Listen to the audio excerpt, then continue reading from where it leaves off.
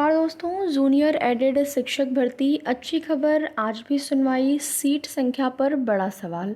तो added junior शिक्षक भर्ती के जो भी अभ्यर्थी हैं उनके लिए कुछ ज़रूरी सूचना उनके शासनादेश यानी कि आगे की प्रक्रिया को लेकर है। तो वीडियो में लास्ट तक बने रहें। एक छोटा सा निवेदन आप सभी से, अगर चैनल पर नए हैं तो चैनल को सब्सक्राइब कर लें, वीडियो पसंद आए तो लाइक शेयर भी ज़रूर करें। तो जैसा कि जूनियर एडेड शिक्षक भर्ती में आज की डेट यानी कि 4 अक्टूबर को मैनेजमेंट वाले मैटर को लेकर सुनवाई होने वाली है। कल भी कोर्ट में मैटर लगा हुआ था, लेकिन कल मैनेजमेंट वाले जो मैटर है उस पर नहीं था। कल अलग से जो आपकी भर्ती में कई जैसे मैटर थे, डबल गोला वाला मामला था और जिन्होंने जो है यहाँ पर एमआरसी से संबंधित कुछ चीज़ें थी, तो उस पर जो है सुनवाई हुई थी। उसका कोर्ट ऑर्डर नहीं आया है, तो जैसे ही कोर्ट ऑर्डर आता है उसकी सूचना आपको दी जाएगी क्या कुछ हुआ। तो उससे बहुत ज़्यादा कुछ आपकी भर्ती पर प्रभाव नहीं पड़ने वाला है। ऐसा कुछ नहीं है कि उससे कोई रोक है। रोक मेन अगर देखा जाए तो कुछ भी नहीं है, रोक तो हट गई है। लेकिन हाँ, मैनेजमेंट वाला जो मैटर है उसकी सुनवाई महत्वपूर्ण साबित होगी, क्योंकि यहाँ पर टाइम जो यहाँ पर जवाब जो है माननीय न्यायालय की तरफ से मांगा गया है, अधिकारियों से मांगा गया है जवाब, शासन से, अधिकारियों से, कि भर्ती प्रक्रिया कहाँ तक जो है पहुँची है। तो आज की डेट में जो सुनवाई मैनेजमेंट वाले मैटर को लेकर होने वाली है वो महत्वपूर्ण है आपकी भर्ती में। और जानकारी कुछ इस तरीके से है आपकी भर्ती में कि अधिकारियों से जो है शासन स्तर से कुछ जानकारियाँ मांगी गई हैं, अधिकारियों से जानकारी मांगी गई है और शासन स्तर से मांगा गया है। तो अगर शासन स्तर से कुछ जानकारियाँ मांगी गई हैं तो फिर निश्चित ही आपकी भर्ती में जल्द ही कुछ प्रोसेस आगे बढ़ेगा। और कुछ कार्य हो भी रहे हैं, जैसे कि कुछ विभागीय कार्य होते हैं जो कि अधिकारियों तक ही चीज़ें सीमित रहती हैं। जब वो चीज़ें आपके सामने, हमारे सामने आएंगी तब तो हमको पता चलेगा कि भर्ती प्रक्रिया में क्या कुछ हो रहा है। लेकिन हाँ, जो भी जानकारी मिल रही है कि अधिकारियों के स्तर से काम जो है वो चल रहा है आपकी भर्ती को लेकर, और शासन से कुछ जानकारियाँ शासन ने मांग रखी है, तो फिर उसका भी जवाब जैसे ही अधिकारियों के द्वारा दिया जाएगा उसके बाद कुछ न कुछ ऑफिशियल नोटिस आपको भी और देखने को यहाँ पर मिल जाएगी। तो एडेड जूनियर शिक्षक भर्ती में क्या है कि आज की सुनवाई बहुत ही महत्वपूर्ण है। साथ ही साथ जो जानकारी मिली है कि अधिकारियों के स्तर से कार्य हो रहा है, वो भी एक अच्छी बात है आपकी भर्ती में। अब आते हैं सीट संख्या को लेकर। आपके मन में बहुत बड़ा सवाल है सीट की संख्या को लेकर, सीटों में क्या वृद्धि होगी कि नहीं। देखिए, अभी तक जो भी जानकारी मिली है, ठीक है, जो भी जानकारी मिली है अभी तक, उसमें सीटों की संख्या को लेकर या सीटों में वृद्धि को लेकर कोई सूचना नहीं है।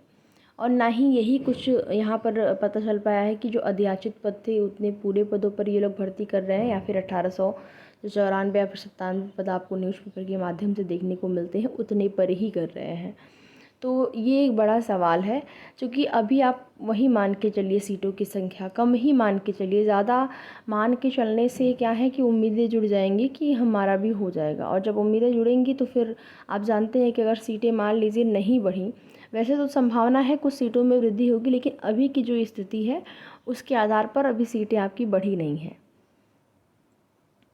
और जैसा कि मैंने आपको पहले ही बताया था, आज से नहीं, जब आपकी भर्ती प्रक्रिया जो है वो, जब आपका रिज़ल्ट आया उसी टाइम से हम आपको बता रहे हैं अपने चैनल के माध्यम से कि आपकी भर्ती में सबसे ज़्यादा जो सीटें हैं वो मैथ और साइंस का, उसके बाद एसएसटी का, उसके बाद हिंदी, फिर इंग्लिश, फिर संस्कृत विषय की सीटें सबसे कम रहने की संभावना है। और देखिए, जो आपका यहाँ पर मेरिट है वो विषयवार ही बनना चाहिए। आपके मन में ये भी एक बड़ा सवाल है, मेरिट किस प्रकार बनेगी। लैंग्वेज को लेकर अभ्यर्थियों के मन में सवाल है, क्या लैंग्वेज की सीटें, जो लैंग्वेज की मेरिट है, एक साथ बनेगी या फिर अलग अलग लैंग्वेज की मेरिट बनेगी। तो देखिए, अलग अलग पेपर हुआ है तो अलग अलग ही मेरिट बननी चाहिए। जहाँ तक ज़्यादा संभावना यही है कि जब आपका पेपर अलग अलग हुआ है, हिंदी का पेपर अलग, सबका लेवल अलग अलग होता है, हिंदी का अलग है, इंग्लिश का अलग है, संस्कृत का अलग है, तो फिर मेरिट भी, इसकी भी मेरिट अलग अलग ही बननी चाहिए। बाकी अधिकारियों की तरह कोशिश की जा रही है कि भर्ती में कोई भी पेंच न रहे और बिल्कुल साफ़ सुथरी भर्ती हो, कुछ भी ऐसा ना हो कि बाद में डाउट बना रहे। ज्वाइनिंग होने के बाद। इस वजह से जो भी डिले हो रहा है आपकी भर्ती में हो रहा है, लेकिन उम्मीद करते हैं आज बहुत अच्छी खबर आपको देखने को मिल सकती है शाम तक, जैसे ही सुनवाई होती है। मैनेजमेंट वाले कोटे में क्या है कि जब पिछली बार सुनवाई हुई थी, जो कोर्ट ऑर्डर आया था उसमें आप देखेंगे कि उसमें ये चीज़ें भी मेंशन थी कब कब जो है मीटिंग वगैरह हुई है आपकी भर्ती में, यानी कि प्रोसेस क्या क्या हुआ है। तो जब आज की मीटिंग होगी तो उसमें भी कोर्ट ऑर्डर में चीज़ें स्पष्ट होंगी कि क्या कुछ हुआ, भर्ती कहाँ तक पहुँची है, जवाब लगाएंगे वो लोग, तो उसकी सूचना जो है हम लोगों को मिल सकती है। जैसे विभागीय कार्य हैं वो लोग नहीं, कोई भी ऐसी नोटिस तो जारी हो नहीं रही है जो कि हम आप देख सकें, तो वो अधिकारियों के स्तर से ही काम हो रहा है। लेकिन जो माननीय न्यायालय में आदेश लगाएंगे, जो कोर्ट ऑर्डर आएगा, वो तो आप लोग देख ही पाएंगे, तो उसमें चीज़ें स्पष्ट हो जाएंगी कि कहाँ तक प्रोसेस पहुँचा हुआ है।